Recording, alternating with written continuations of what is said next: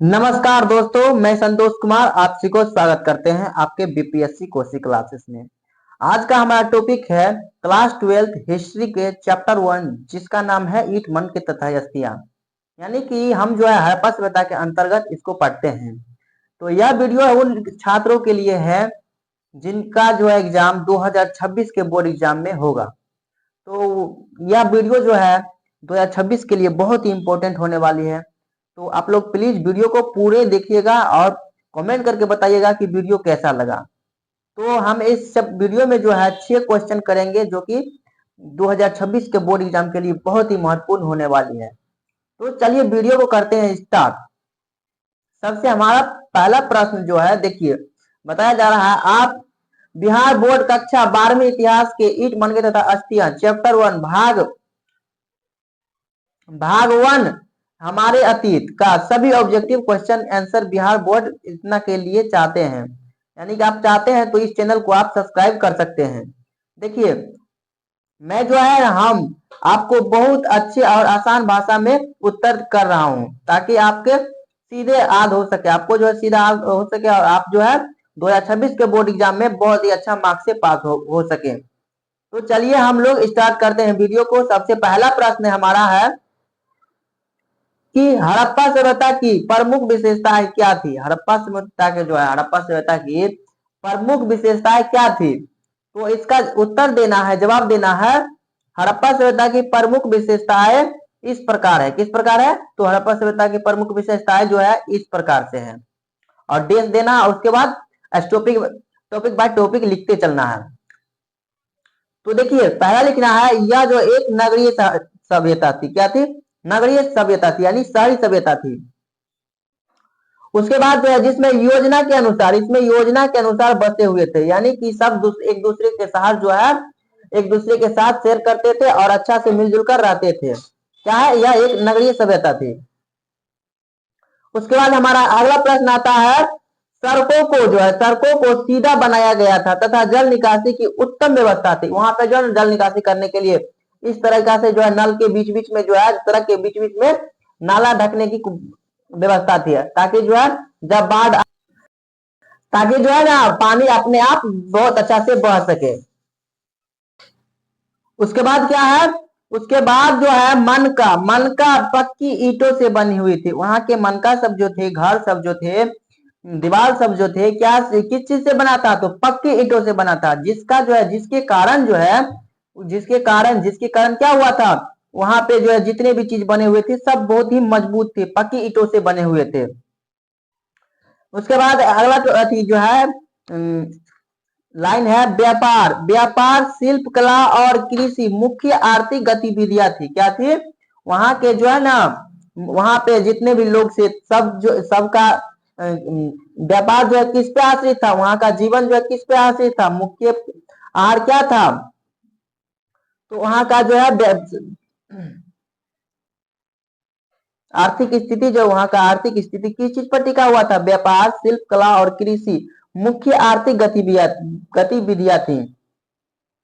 उसके बाद लेखन प्रणाली जो है विकसित थी। वहां के लेखन जो है लेखन कला, यानी कि जो है ना वहां पे कुछ इस तरीका से लिखता था कि लिखने वाला जो है ना बहुत अच्छा लगता था, लिखता था तो बहुत अच्छा लगता था, परंतु अभी तक उसका पूरा अर्थ स्पष्ट नहीं हुआ है। यानी कि जो है वहां पे ऐसे लिखा है कि उसको जो है ना अभी तक पढ़ा नहीं गया है। यानी कि वहां चित्रात्मक लिपि था। कैसा लिपि था? तो चित्रात्मक लिपि था।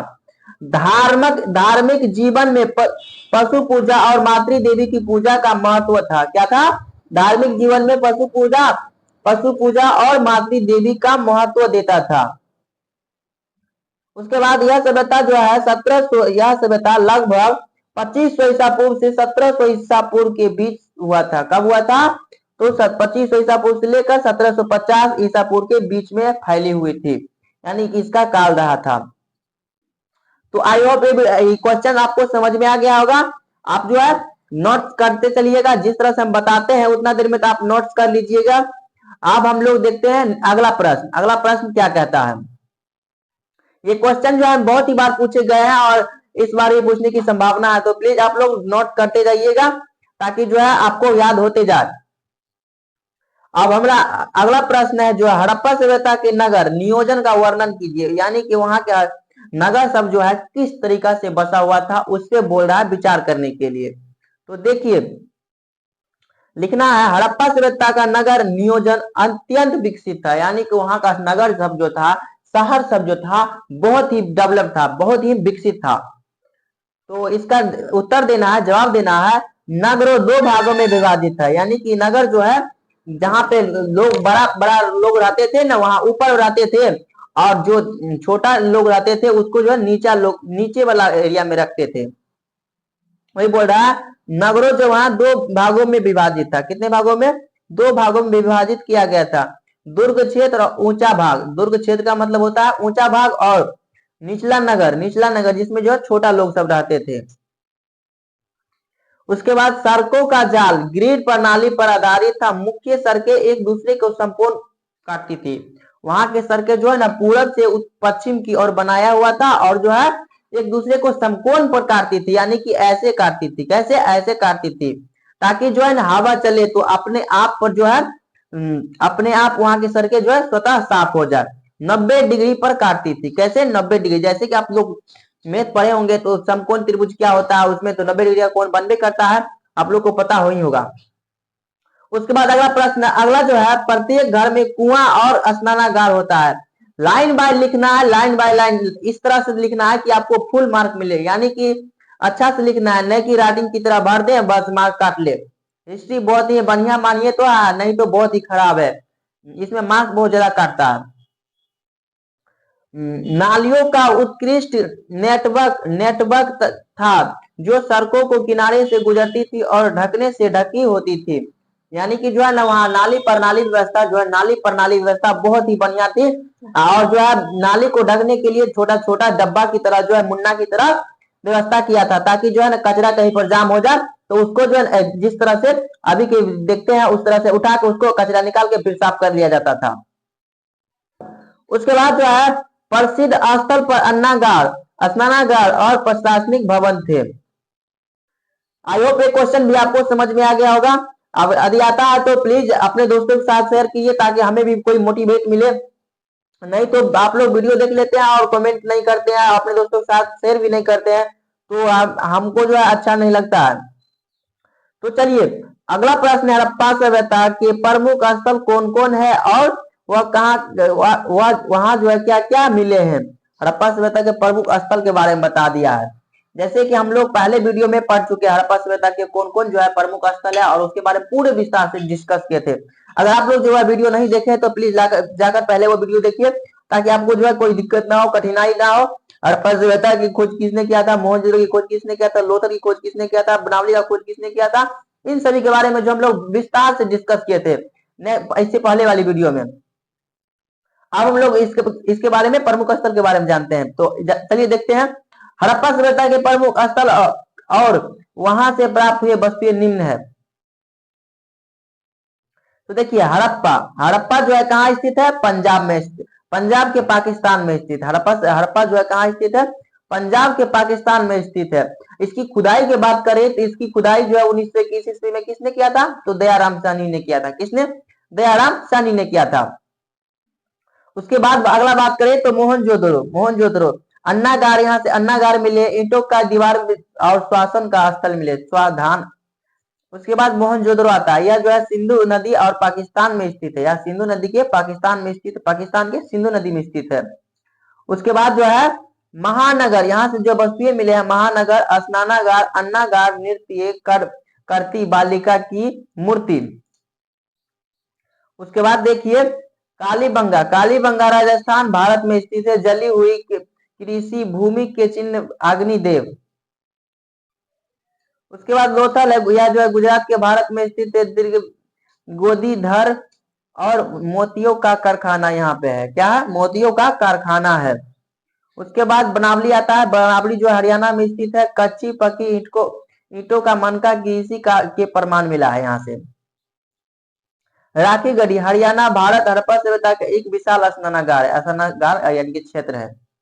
उसके बाद हमारा नेक्स्ट प्रश्न जो आता है, यह प्रश्न बहुत ही बार पूछे हुए हैं कि हड़प्पावासी किस प्रकार की आर्थिक गतिविधियों में लगे हुए थे। हड़प्पावासी जो है किस आर्थिक विधि से अपना जो है रोजा चलाते थे। तो देखिए हड़प्पावासी विभिन्न आर्थिक गतिविधियों में संलग्न थे। नंबर 1 में लिखेंगे कृषि मुख्य फसल गेहूं और जौ थी। चावल और कपास की भी खेती होती थी। वहां पे जो है हड़प्पा में किस चीज की खेती की जाती थी? तो मुख्य फसल जो है गौ और गेहूं और जौ था, और चावल कपास भी की खेती भी वहां पे होती थी। व्यापार आंतरिक और बाहरी व्यापार विकसित था। मक्का, तांबा, सोना, चांदी आदि का व्यापार होता था। उसके बाद जो है शिल्प कला, मन के बनाना, धातु शिल्प, मुहरे बनाना और मिट्टी के बर्तन का बनाना प्रमुख शिल्प थे। क्वेश्चन यहाँ से ऑब्जेक्टिव क्वेश्चन बनता है। तो मासिक मछली पकड़ना और पशुपालन भी आम थे। उसके बाद हमारा नेक्स्ट प्रश्न जो आता है जो कि बहुत इंपॉर्टेंट है। तो देखिए हड़प्पा सभ्यता के पतन के कारण, यह क्वेश्चन जो है आप लोग क्वेश्चन बैंक उल्टाइए और देखिए कितना बार जो है क्वेश्चन पूछा हुआ है। तो हड़प्पा सभ्यता के पतन के कारण पूछ रहा है। हड़प्पा सभ्यता के पतन के कारण के हम लोग बताते हैं पूरे विस्तार से। तो हड़प्पा सभ्यता के पतन के प्रमुख कारण निम्नलिखित हो सकते हैं। हड़प्पा सभ्यता के पतन के कारण जो है बहुत ही हो सकते हैं, बहुत कारण बताया गया है। बहुत सारे वैज्ञानिक आए तो उसके बारे में बहुत सारे कारण बताए। तो देखिए कौन कौन से कारण है। सबसे पहला कारण बताया कि बार बार बाढ़ आना, यानी कि वहां के शहर जितने भी थे वहां के शहर सब किस नदी के किनारे स्थित है? तो सिंधु नदी के किनारे स्थित है। सिंधु नदी के किनारे स्थित है। सिंधु नदी और बाढ़ आएगा तो क्षति तो पहुंचेगा ही जी। तो बाढ़ का कारण सबसे पहला कारण जो बताया है बाढ़। और नदियों के मार्ग बदलना, जैसे घग्गर हकरा नदी, घग्गर हकरा नदी, नदी बार बार नदी आते थे और क्षति करके चले जाते थे। कृषि भूमि का कटाव और बंजर होना, कृषि वहां पे जो धीरे धीरे कम उपजने लगा और बंजर होने लगा उनका भूमि। आंतरिक विद्रोह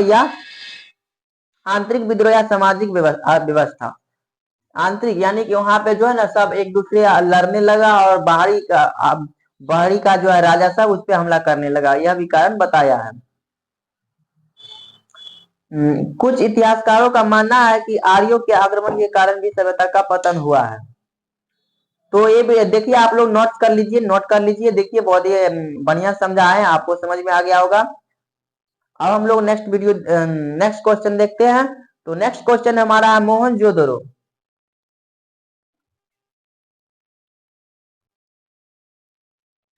मोहनजोदड़ो के महान स्नानागार का महत्व स्पष्ट कीजिए, यानी कि वहां के महान स्नानागार जो थे, सबसे विशाल स्नानागार जो थे उसके बारे में बोल रहा है, डिस्कस करने के लिए, बताने के लिए। तो मोहनजोदड़ो का महान स्नानागार एक सार्वजनिक जल क्रीड़ा स्थल था।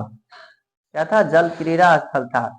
यह ईंटों से बना हुआ था, यानी कि वहां के पके ईंटों से बना हुआ था, और उसमें जल निकासी की उत्तम व्यवस्था थी। यानी कि नदी से किस तरह से पानी आया और यहाँ से जो है स्वतः पानी किस तरह से निकल जाए, उस तरीका से पूरा व्यवस्था किया था। इसका उपयोग धार्मिक अनुष्ठानों के लिए किया गया था। किसके लिए? तो धार्मिक अनुष्ठानों के लिए किया गया था।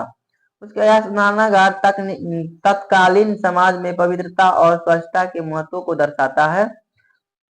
यह नगर नियोजन और इंजीनियरिंग कौशल का प्रमाण है। यानी कि बताया जा रहा है कि यहाँ जो है नगरीय सभ्यता थी, यानी कि शहरी सभ्यता थी, और जो यहाँ के इंजीनियर बहुत ही विकसित थे, जिसके कारण जो बनाया और बहुत अच्छा से बनाया था कि यह बहुत ही दिनों तक चला। तो आई होप ये वीडियो जो है आपको अच्छा लगा होगा। प्लीज अच्छा लगा तो लाइक एंड सब्सक्राइब और अपने दोस्तों के साथ शेयर कीजिए, क्योंकि आज वीडियो बनाने में बहुत मेहनत लगता है। आप लोग वीडियो देखते हैं, कमेंट नहीं करते हैं और अपने दोस्तों के साथ शेयर भी नहीं करते हैं, जिससे जो हमें डिमोट महसूस होता है, डिमोटिवेट महसूस होता है। तो आप लोग प्लीज लाइक सब्सक्राइब और अपने दोस्तों के साथ शेयर करें और हमें सपोर्ट करें। मिलते हैं नेक्स्ट वीडियो में, और हमें जो कि मेन क्वेश्चन है, इंपॉर्टेंट क्वेश्चन है, उसको लेकर आप लोगों के लिए कवर कराएंगे। तो तब तक के लिए जय हिंद, जय भारत। मिलते हैं नेक्स्ट वीडियो में। Bye bye.